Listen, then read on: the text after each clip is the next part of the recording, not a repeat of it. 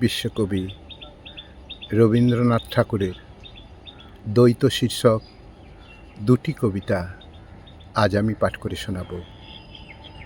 শুরু করছি প্রথম কবিতা।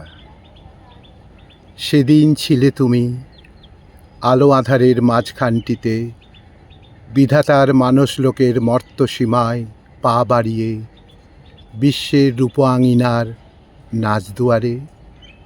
যেমন ভোরবেলার একটুখানি ইশারা, শালবনের পাতার মধ্যে উসখুস, শেষ রাত্রের গায়ে কাঁটা দেওয়া আলোর আড়চাহনি। উষা যখন আপন ভোলা, যখন সে পায়নি আপন ডাকনামটি পাখির ডাকে, পাহাড়ের চূড়ায় মেঘের লিখনপত্রে। তারপরে সে নেমে আসে ধরাতলে, তার মুখের উপর থেকে অসীমের ছায়া ঘোমটা খসে পড়ে উদয় সাগরের অরুণ রাঙা কিনারায়।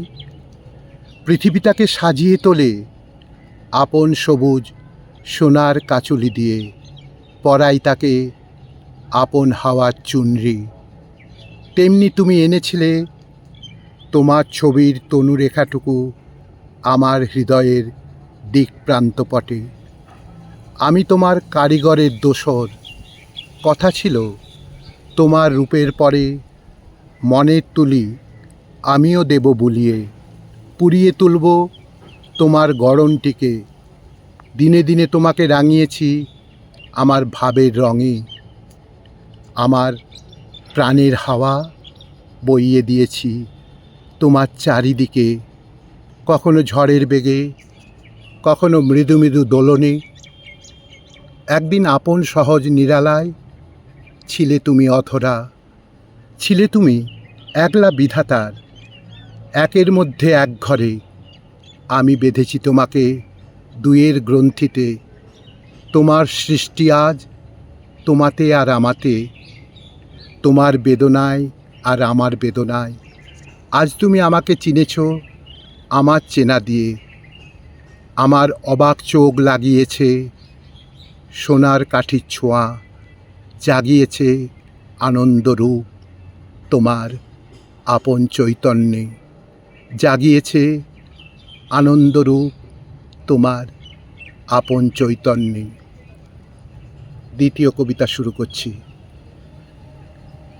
আমি যেন গোধূলি লগন, ধ্যানে মগন, স্তব্ধ হয়ে ধরা পানে চাই, কোথা কিছু নাই, শুধু শূন্য বিরাট প্রান্তর ভূমি।